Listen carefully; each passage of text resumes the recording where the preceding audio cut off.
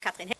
Grüß Gott, mein Name ist Katrin Held, ich bin Weinerlebnisführerin in Baden-Württemberg und ich begrüße Sie ganz herzlich zur diesjährigen Naturerlebniswoche. Wir sind hier heute auf dem Hessigheimer Sattel und ich lade Sie ein, mit mir einen Spaziergang durch die lebendige Weinberglandschaft zu machen. Kommen Sie doch mal mit!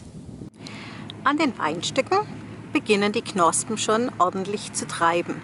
Das hier sind einfach zwei Bögen und die Rute, die in der Mitte noch hoch steht wie eine Antenne, die bleibt da noch dran bis nach den Eisheiligen.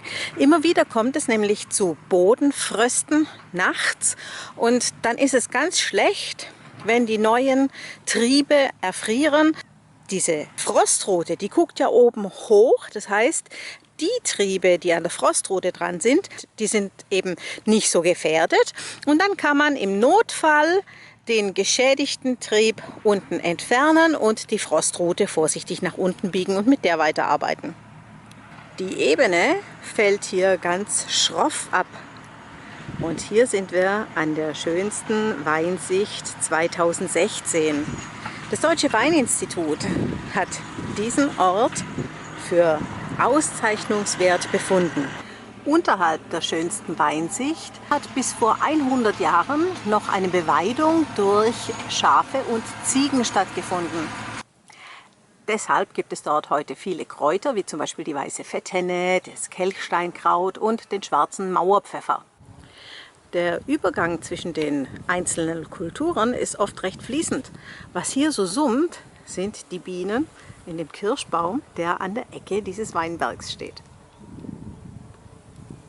Die Weingärtner achten auch darauf, dass sie immer jede zweite Zeile mähen oder mulchen, sodass in der Mitte immer genügend stehen bleibt für Insekten.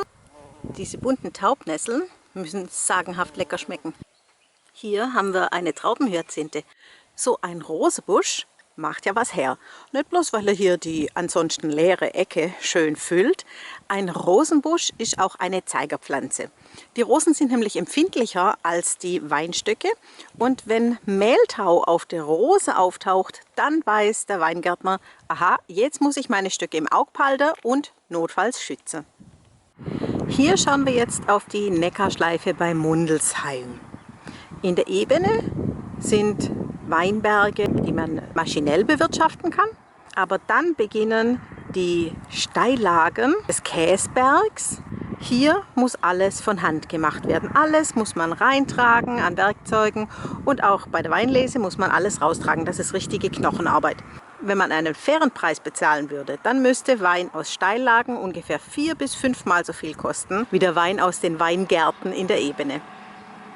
So ein Wengerthäusle ist typisch.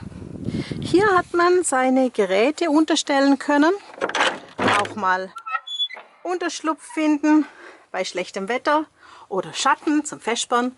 Und wir richten hier manchmal ein kleines Picknick für einen Haushalt, damit man sich stärken kann, bevor es weitergeht auf einer Weinerlebnistour.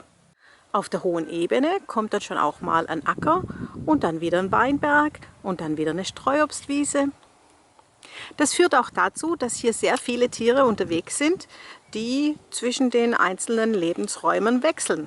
Wir haben manchmal Rehe im Weinberg, Hasen sowieso, die Vögel fliegen über alles weg. Aber einmal ist es sogar passiert, dass eine Rotte Wildschweine durchgerannt ist. Da war Drückjagd im Wald.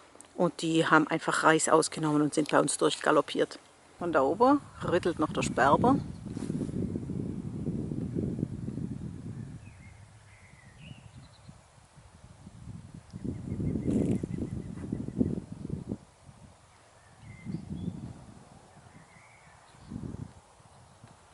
Da wird es jetzt genau recht zum Feierabend. Natürlich einen Spätburgunder Weißherbst. Zum Wohl! Wir hoffen, dass ihr nächstes Jahr dabei sein könnt bei der Naturerlebniswoche. Tschüss, bleibt gesund. Ade. Hey Leute, hat's euch gefallen? Dann guckt doch öfter mal in meinen Kanal rein oder auf meine Homepage, da hat's ein ganz nettes Programm. Bei uns ist nämlich etwas Butter.